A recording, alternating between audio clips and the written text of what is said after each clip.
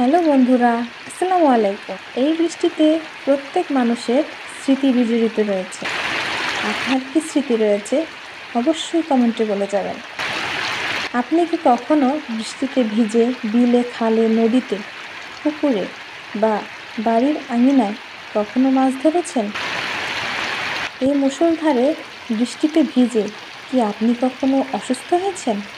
প্রিয় বন্ধুরা, আমি জানি এই বৃষ্টি নিয়ে প্রত্যেক নরনারীর জীবনে কিছু না কিছু স্মৃতি রয়েছে। আপনি 1 মিনিট চোখ বন্ধ করে অনুভব করে দেখেন তো, হঠাৎ করে এখন যদি মুষলধারে বৃষ্টি হয়, আপনার অনুভূতি কেমন হবে? সব থেকে মজার বিষয়, এমন বৃষ্টিতে মাছ ধরতে অনেক ভালো লাগে।